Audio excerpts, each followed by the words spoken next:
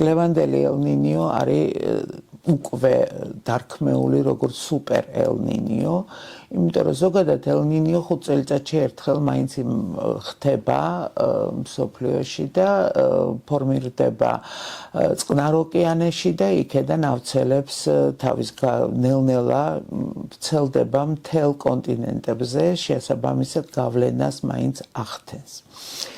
პირველი შეკითხვა, რომელიც მე პირადად მქონდა, რამდენად გავლენა იქნება კავკასიონზე და რამდენად გავლენა იქნება საქართველოზე. ჩვენთან ჯერ არ არის შემოსული, უბრალოდ ვარაუდობენ, რომ ის ცოტა გვიან იწყებს მოქმედებას კავკასიონზე, საქართველოში კერძოდ. ვარაუდია, რომ დაიწყება ივლისის მეორე ნახევრიდან და გაგრძელდება ზამთრის პერიოდში. იქედან გამომდინარე, რომ კლიმატური ცვლილებები აგრეთვე ხდება, ტემპერატურა ალბათ საკმაოდ მაღალი იქნება და ექსტრემალურ ტემპერატურას ქართველები კი მიჩვეული ვართ, იმიტომ რომ შაშანაც იყო 45 გრადუსამდე ადიოდა, ზოგ მონაკვეთზე 50-იც კი უჩვენა თერმომეტრმა, მანქანის თერმომეტრებმა უფრო სწორად, მაგრამ წელს ვარაუდობენ, რომ შესაძლებელია უფრო მაღალი იყოს ტემპერატურა და რაც ახასიათებს, რადგანაც განაპირასავად და რადგანაც პრობლემატურია და რადგანაც ხმელთაშუა ზღვიდან მომავალი ჰავაც მოქმედებს და პასატებს უძახიან და აგრეთვე ჩრდილოეთიდან მომავალი და მაღალი წნევის არე ფორმირდება კავკასიონზე. ამიტომ იყო უფრო დაბალი ტემპერატურები, სანამ მთელი ევროპა იწვის, ასე ვთქვათ, უფრო მაღალი ტემპერატურებით არის დამახასიათებელი, შესაბამისად ჩვენსკენ მოინაცვლებს ეხლა ეს მაღალი ტემპერატურები და ვარაუდობთ, რომ რადგანაც განაპირა წყალმოვარდნები, ანუ ნალექები იქნება, ოღონდ იქნება ისეთი, რაც დამახასიათებელია კლიმატისთვის, ერთჯერადად უხვი ნალექი მთელი სეზონის, ესე ვთქვათ, რაოდენობრივად ძალიან ძლიერი, რაც უკვე იყო არაერთხელ და ჩვენ უყურებდით, რომ სეტყვა უჩვეულო ზომის მოდიოდა საქართველოში უფრო მსხვილი, ვიდრე მანამდე უნახავთ და რა თქმა უნდა სოციალურ ქსელებში ეს სწრაფად ვრცელდება ეს სიტუაცია. ესეთები მოსალოდნელია, ისევ მოსალოდნელია წყალდიდობები, მოსალოდნელია ღვარცობები და სელური ნაკადები და პარალელურად მოსალოდნელია სერიოზული გვალვის პერიოდი, განსაკუთრებით აღმოსავლეთ საქართველოში, როგორც ამბობენ სინოპტიკოსები, სადაც ისედაც მაღალი იყო ტემპერატურა, უფრო მაღალი იქნება და სადაც წვიმიანი იყო და დამახასიათებელი, შესაძლებელია უფრო მეტი წვიმა იყოს და უფრო მეტი ნალექის კონცენტრაცია მოხდეს. ყოველ შემთხვევაში ჩვენთვის ეს პრობლემატური შეიძლება გახდეს, იმიტომ რომ თუ მანამდე ყოველთვის ვამბობდით, რომ ზამთრის ენერგეტიკის მოხმარებასთან დაკავშირებით ჩვენ ზამთრის პერიოდში ვხმარობდით ელექტრიათა პიკები იყო ამ შემთხვევაში და პრობლემები იყო, ეხლა ზაფხულის გამაგრილებელი სისტემების ჩართვით შეიძლება პიკებს მივაღწიოთ და ისევ გამორთვები დაიწყოს, იმიტომ რომ ვერ გაუძლოს ენერგოსისტემამ მაქსიმალურად. ამიტომ მნიშვნელოვანია, რომ ცოტა მორიდებულად მოვეკიდოთ გამაგრილებელ სისტემებს და სხვა გამაგრილებელს მივხედოთ. აუცილებლობაა, რომ მაღალი ტემპერატურების დროს თვითონ ექსტრემალური ტემპერატურა ზოგადად საქართველოში ხდება, იყო ყოველთვის პერიოდები. უბრალოდ პრობლემა ისაა, რომ ელ-ნინიო, სუპერ ელ-ნინიოს გავლენა გამოიწვევს ხანგრძლივებას პერიოდისა მაღალი ექსტრემალური ტემპერატურის და რამდენად გაუძლებს ჩვენი ინფრასტრუქტურა ამას, ეს უკვე ძალიან სავარაუდოა, იმიტომ რომ უნდა ველოდოთ, რომ რაღაცეები შეიძლება მოხდეს. ახლა რასაც ჩვენ უყურებთ ევროპაში, რომ ასფალტიც კი დნება, შესაძლებელია ესეთი სიცხეებიც დადგეს ჩვენთან, შესაძლებელია კიდევ ერთხელ ვამბობ წელს, შესაძლებელია ველოდოთ და უჩვეულოდ მაღალი ტემპერატურები სექტემბერ-ოქტომბერში უფრო იყოს, 1-2 გრადუსით მომატებული საშუალოზე ალბათ. შეიძლება ექსტრემალურად უფრო მაღალი იყოს.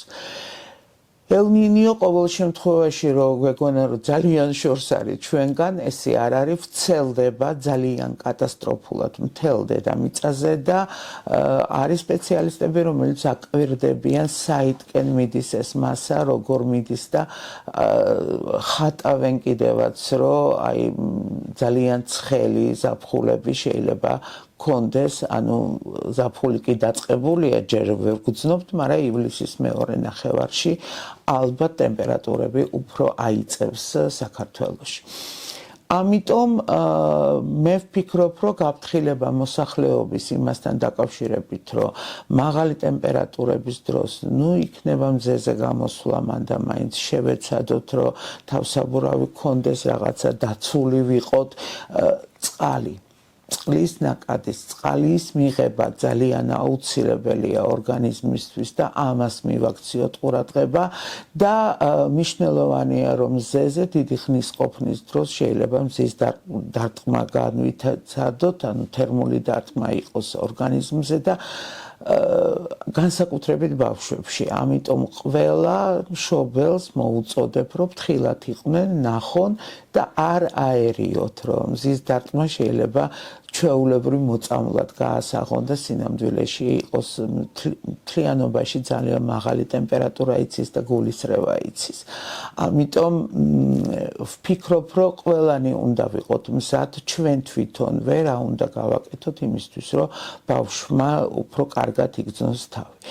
განსაკუთრებით პრობლემაა და მე ყოველთვის ვამბობდი, რომ დღესაც უკვე უნდა ხდებოდეს და ხდება პრინციპში შეფასება უბრალოდ ჩვენთვის ხელმისაწვდომი ჯერჯერობით არ არის, რა ზიანი მიგვაყენა მაგალითად გამქრალმა გაზაფხულმა, რა ზიანი რას მოგვიტანს ზაფხული ძალიან სეზონი აღარა გვაქვს, არ გვექნება ალბათ შემოდგომაც ისეთი პირი უჩანს, რომ შეიძლება ვერ მივხვდეთ ზაფხულიდან როგორ გადავიდეთ ზამთარში და რა თქმა უნდა, თუ მაღალი ტემპერატურები შენარჩუნდა ზამთრის პერიოდში, ეს პრობლემატური იქნება, იმიტომ რომ მყინვარები ისედაც დნება კავკასიონზე და უფრო ინტენსიური დნობა იქნება. ამიტომ ველოდებთ ღვარცოფებს, წყალდიდობებს, ველოდებით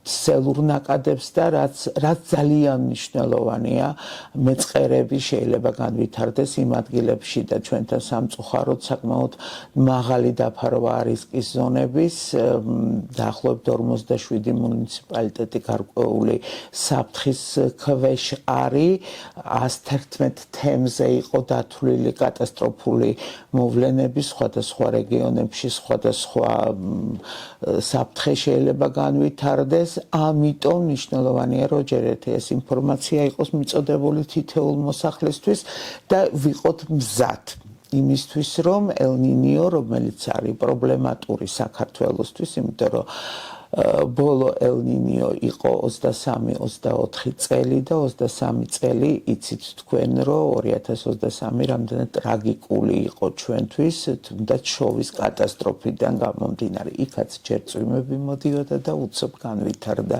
ის პროცესი, რასაც ჩვენ უყურებდით იმ კატასტროფას, რაც ვნახეთ. აქედან გამომდინარე ვართ რომ მზად, ამიტომ ვამბობ, პირველადი გაფრთხილების სისტემები თვითონ ადამიანში უნდა იყოს, ადამიანი უნდა იყოს მზად ამისთვის და სახელმწიფოს, ვფიქრობ, რომ 112 როცა ავრცელებს ინფორმაციას და ამინდის შეცვლასთან დაკავშირებით, ან მოსალოდნელი მაღალი ტემპერატურასთან დაკავშირებით, სმარტფონების გამოყენება ყველამ იცის და უნდა იყოს შესაძლებლობა გადასვლა ისეთ ლინკზე და ისეთ რამზე, სადაც კონკრეტულად აუხსნიან ადამიანს, რა უნდა გააკეთოს ამ მოვლენის დროს, თვითონ როგორ უნდა დაიცვას საკუთარი თავი. ელემენტარულ რაღაცებს ყვები ახლა, რა შეიძლება გაკეთდეს და 7 საფრთხეა სინამდვილეში და ამ 7-ვე საფრთხე შეიძლება განვითარდეს ამ პროცესის დროს, იმიტომ რომ ეს არის თითქოს ჩვეულებრივი, ბუნებრივი მოვლენა, მაგრამ გამძაფრებული კლიმატის ცვლილების ფონზე. ამიტომ სიტუაცია ცოტა უფრო პრობლემატურია. გლობალურად ზიანი, რომელიც რეალურად ადგება სასოფლო-სამეურნეო სავარგულებს, ძალიან სერიოზული პრობლემები შეექმნათ. ეხლა რასაც უყურებთ ცხელ სეზონზე ევროპას ენერგოსისტემების ინფრასტრუქტურის არ არის მზად ინფრასტრუქტურა, იმიტომ რომ ჩვენ სხვა ზონაში ვცხოვრობთ და შესაბამისად ეს მზაობა არ არის.